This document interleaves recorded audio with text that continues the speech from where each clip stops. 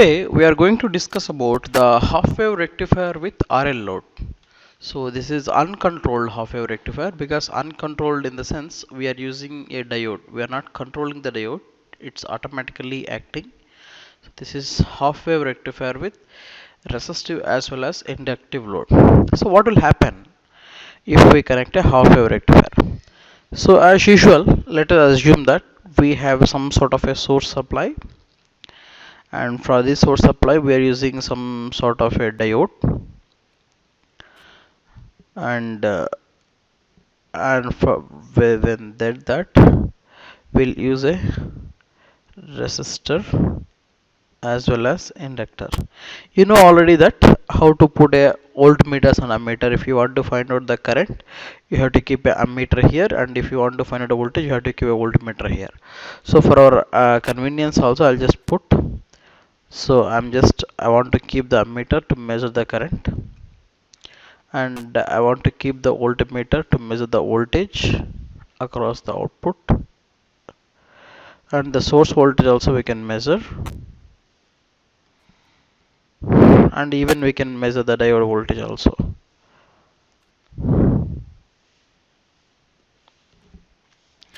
So what we do now, so this source voltage is represented as Vs, assuming the diode drop is approximately equal to 0, the resistance is R and inductance is L. So how the diode is, how the circuit is behaves, you can observe here. This is the time t in seconds, and this is a source voltage Vs.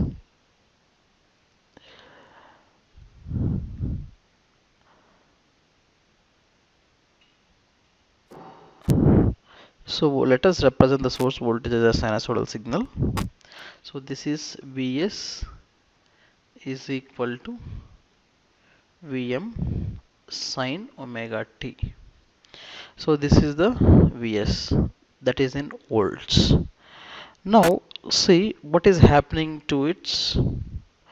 Firstly, let us observe how the current is looking like. Okay, so the current, let me take as Is or I naught, or I you can take. So now when assuming that diode is forward biased assuming the diode forward voltage is 0, and from here itself the current will starts, and it will go on increasing, observe carefully.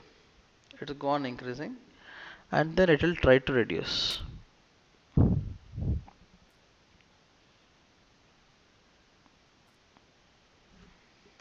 So the point here is, whenever it is reaching this voltage, the current is though current is coming here, whenever it is reaching this point, that means voltage is suddenly changed.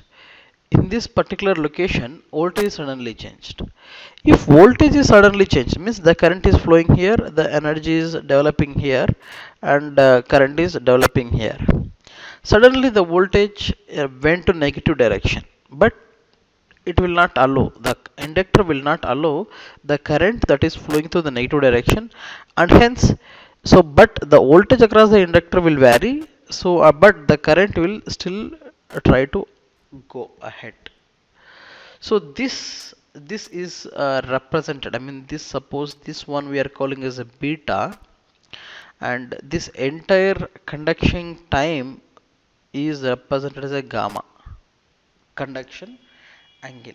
So this is how the current will still go on, even the voltage is negative. So now if you see the output voltage, if you observe the output voltage here, output voltage what here is, observe carefully. So here at 180 degrees, yes, the voltage will turn to negative. This voltage is due to the inductor. Okay, so this negative part will come, and again the zeros will come into picture, and again from here the same thing will happen. The current will start flowing, and it will go on like this, Again here also the same thing, the voltage will developing and it will give a negative peak. So in this region from this to this, the diode observes a negative peak. The diode gets a negative peak. So if you see the diode voltage will look something like this in this portion. So this is the diode voltage, this is the output voltage. Very easy. So like now how do we write the output voltage and all the stuff? So now let us write the equation for output voltage. V naught is equal to 1 by 2 pi integral 0 to 2 pi Vm sine omega t d omega t. So since it is not up to the 2 pi, it is only up to the beta. Okay, so I can write that 0 to beta. So 1 by 2 pi integral 0 to beta Vm sine of omega t d omega t. So I'll take this one Bm by 2 pi integral sine theta minus sorry minus cos omega t over the limits of 0 to beta Vm by 2 pi minus cos beta minus cos 0 Vm by 2 pi minus cos beta minus 1. Cos 0 is 1, right? So substituting the negative here, this will become 1 minus cos beta. This is the average value. So now if you want to find out the average value of the current, simple, I naught is equal to V naught by R. Since you already got V naught, that is V naught is Bm by 2 pi into 1 minus cos beta divided by R. So that is how you can find out the average value of this thing. Now fine, that is perfect, all right. But the thing is, a general expression of the, for example, if you see from nominal point of view, there will be two components here. Like if you apply, I mean, in another way, if you think in different perspective, if you apply the KVL, what will that? Vs is equal to IR plus L di by dt, isn't it? So what is Vs here? Vs is equal to Vm sine of omega t is equal to IR plus L di by dt. Now this current will have two parts. What is those parts? One is transient part, other one is the steady state part. Now we have to go for both the transient part as well as steady state part. So assuming say for example, let us assume like this, assuming the current is in its, assuming the circuit is in a steady state condition. Steady state in the sense there is no switchings and happily it is flowing. So if it is happily flowing, we can simply write that I is equal to V by Z sine of omega t minus phi. So I can write V is equal to Vm, right? Okay, I is equal to Vm by Z. Z is equal to root of R square plus XL square sine of omega t minus phi. Phi is the angle. So I can write phi is equal to tan inverse of XL by R. That is this thing. Now we want to know what is the transient part. In transient part means at a sudden change, forcibly what we do is like The transient part is like a force free equation. Force free equation means there is no voltage there and the equation will come into picture. So that is force free equation. So what I can do is 0 is equal to IR plus L di by dt. So since we have already seen, if this is the case of the equation, we have used already Maple to solve this. This I is equal to, you can write A into e to power of minus t by tau, where tau is equal to L by R, where A is the constant. Now if you take the total current, I is equal to I transient plus I steady state. I transient is how much? A e to power of minus t by tau plus I steady state is how much? Vm by, so square root of RL square plus XL square I can write as sine of omega t minus phi. Now how to find out the value of I? Simple. At omega t is equal to 0. So that means at very starting condition here, the I is equal to 0. We can just put at omega t is equal to 0. This I will become 0. I is equal to A into, so t is equal to 0, right? So this will be 1 plus Vm by z sine of at 0 minus phi. So sine of minus phi. So this, if I calculate, A is equal to, I can get Vm by z sine plus phi. That's it. So substitute this value here, you will get final equation.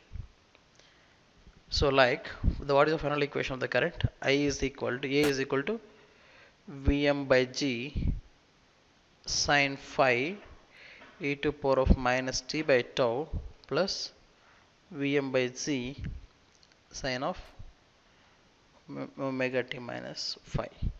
That's it. This is the total current where at which we can obtain this equation. Now, it is also seen from the above equation where omega t is equal to beta. When omega t is equal to beta, it is equal to 0. So the total current equal to 0. So from this, when we substitute omega is equal to beta here, the current value will become 0. At that time, we can write sine of Vm by z. So Vm by z, if I take common, sine phi e to power of minus t by tau plus sine of omega t minus phi. That is equal to 0. That implies this will be equal to 0. So finally I can write sine phi into e to power of minus t by tau plus sine phi into e to power of sine beta minus phi is equal to 0. So this is the transcendental equation which can give the value of extinction angle, that beta. So if you want to find out what is the extinction angle of beta, you have to solve this transcendental equation and you can compute this thing in this form. So now let us solve the same thing using simulation. So here in this simulation, you observe I have taken a voltage supply and a diode and a resistive load and inductive load. So where I have given a voltage source, current, voltage across diode, voltage across load. So four points are there. Now let us take this scope and let us run. And you have to be very careful in seeing the results. Very nice results would have come. So you just observe carefully. So let me take these 2 cycles. Observe. So you may be clearly noting that this yellow line is the output voltage. Okay, yellow line is the output voltage.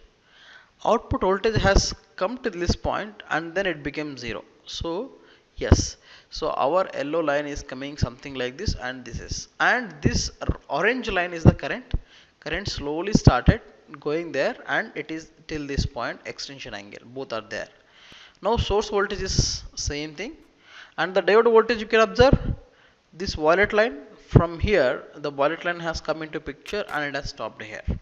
So that is how you can see, I mean, whatever we have thought or we have discussed in theoretical way, everything we can see in a simulation way also, whether those things are correct or not. Okay.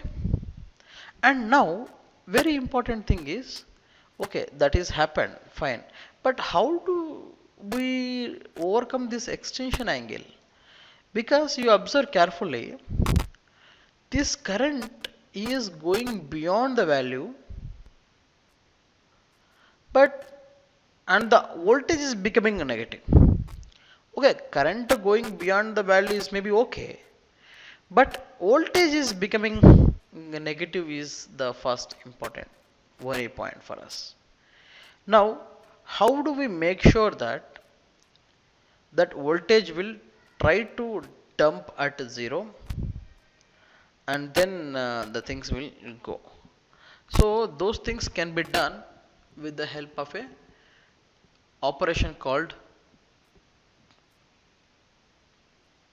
freewheeling diode. So this is, as we have already seen, freewheeling diode. So what are we doing in the freewheeling diode? Similar thing. We have a source. For this source, we have a diode, and then we have a resistive load as well as inductive load. So, but what are we doing here is, we are keeping a diode here in this mode. So similar thing, this is source voltage, this is the diode, this is freewheeling diode, this is R, this is L. So now if you observe carefully, this is the sinusoidal input voltage that we are giving. This is the time t in seconds. This is the Vs. This Vs can be written as Vs is equal to Vm sin omega t. Now observe carefully what is happening. This is time in seconds. Now when assuming the diode is conducting at 0th state, it start conducting, it's going there, it's going there, it's going there. I mean, I'm trying to draw about the current. Okay, so current, so it is reaching there, it is reaching till this negative point, it is reaching there. But so the current starts flowing through this and coming in this direction. The voltage drop is here, the inductor is also having like this drops.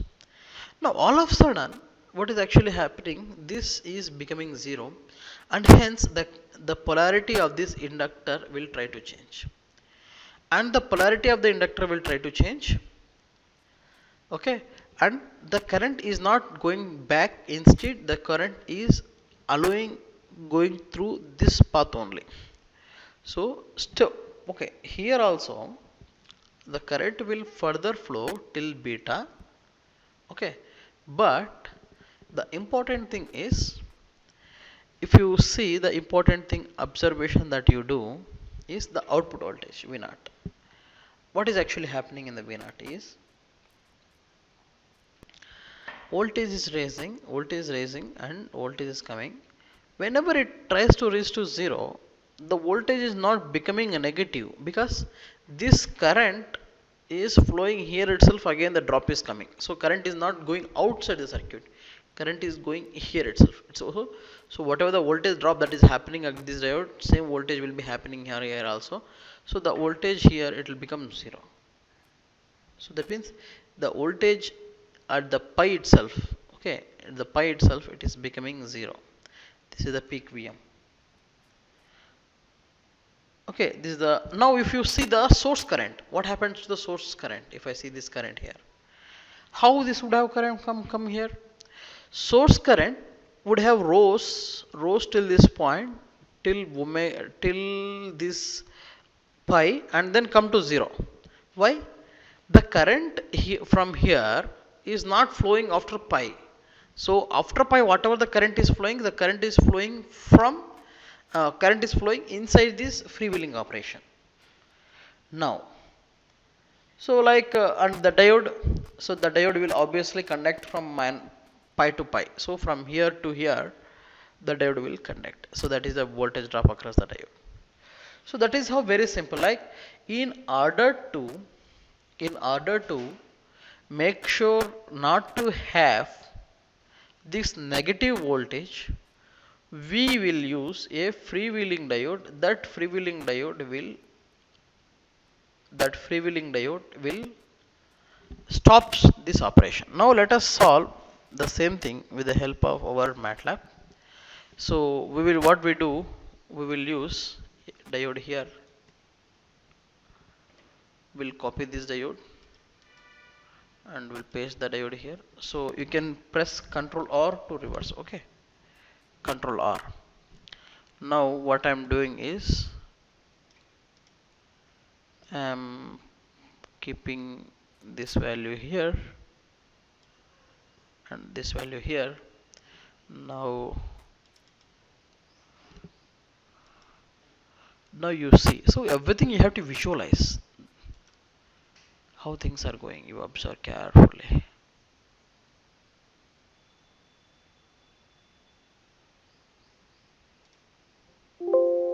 So you can observe this thing.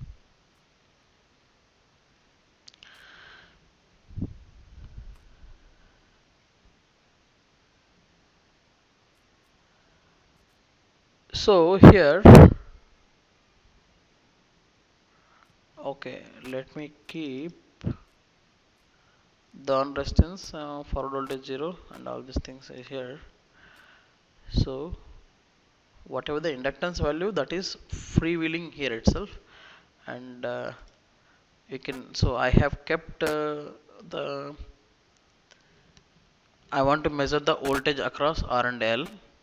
So the voltage across R and L, so the still it was showing the same.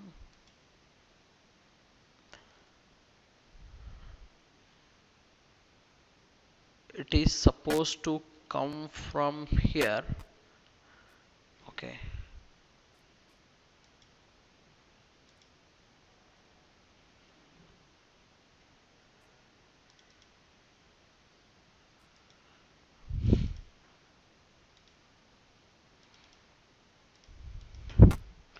So let me see, by increasing the value of resistance here, how things are happening.